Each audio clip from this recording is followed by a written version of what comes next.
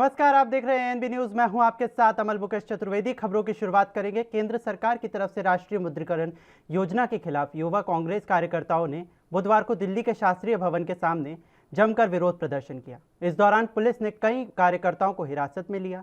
मालूम हो कि देश भर में विरोधियों के निशाने पर चल रही एनईपी योजना के तहत सरकार अपनी काम इस्तेमाल में आ रही संपत्तियों के जरिए करोड़ों रुपए जुटाना चाहती है।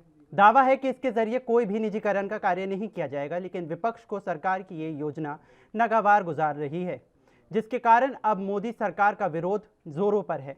इसी कड़ी में यूथ कांग्रेस की ओर से शास्त्री भवन के सामने प्रदर्शन किया गया। से भारतीय जनता पार्टी की सरकार इस देश में आई है, पिछले 6 वर्षों में लगातार वो जनविरोधी नीतियों के कारण जानी जाती है। 70 सालों में लोगों की खून में पसीने की मेहनत से देश तैयार हुआ।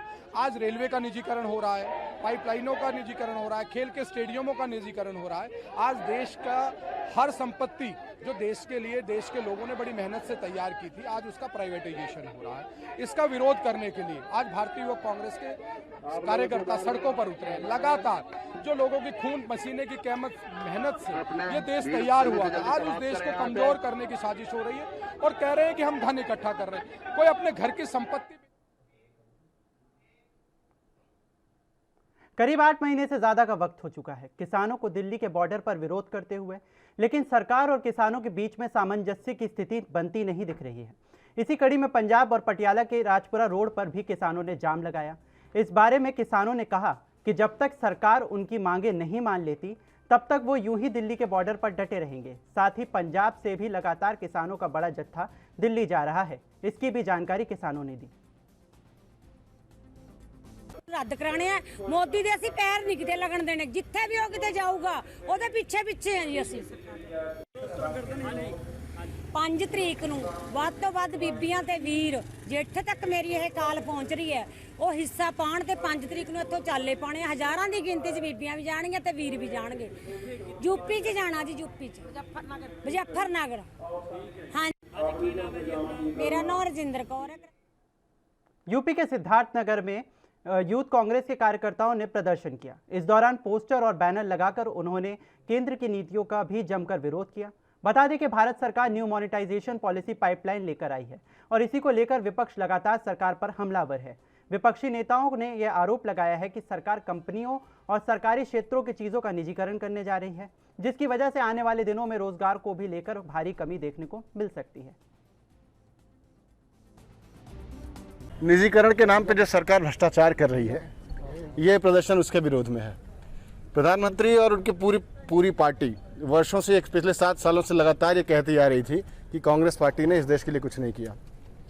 अभी कल ही परसों हमारे पूर्व राष्ट्रीय अध्यक्ष जी और हमारे नेता आदरणीय राहुल गांधी जी ने प्रेस कॉन्फ्रेंस की और उसमें उन्होंने बताया कि किस तरीके से जो एसेट्स जनता के टैक्स के पैसे से तैयार किए गए थे पिछले 70 वर्षों में, उसको ये सरकार निजीकरण के नाम पे, ये सिर्फ निजीकरण नाम है। खास बात जो है इसमें बताना मैं चाहूँगा वो ये है कि निजीकरण का सिर्फ नाम है, क्योंकि ना ही कोई बिडिंग हो रही है, ना ही कोई इसके डॉक्यूमेंट जारी हो रहे हैं, ना ही कोई गाइडलाइंस है, ना ही कोई क्राइटेरिया है।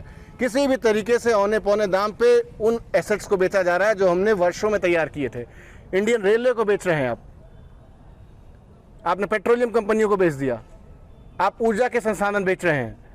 किसने आपको अधिकार दिया है? ये खबर झाबुआ से है, जहां थांदला बदनावर राजकीय मार्ग पर सुबह तड़के एक सवारी बस का ट्रक के साथ एक्सीडेंट हो गया, जिसके बाद इस हादसे में 3 लोगों की दर्दनाक मौत हो गई, तो वहीं कई लोग बुरी तरह से घायल हो गए, जिनको इलाज के लिए अस्पताल भेजा जा रहा है।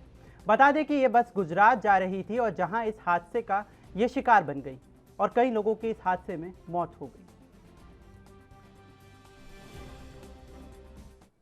यूपी के ललितपुर जनपद में शराब माफिया धड़ल्ले से शराब में ओवर रेट कर उस शराब को बेच रहे हैं। शराब के शौकीन लोगों को ओवर रेट मिल रही है। आबकारी विभाग के शिथिल कार्य प्रणाली से शराब माफियाओं के हौसले अब बुलंद होते जा रहे हैं। आबकारी विभाग के आला अधिकारी शराब के ठेकों पर नहीं जाते, जिसका कारण शराब के ठेकों पर ओवर रेट का खेल बड़े पैमाने से चल रहा है।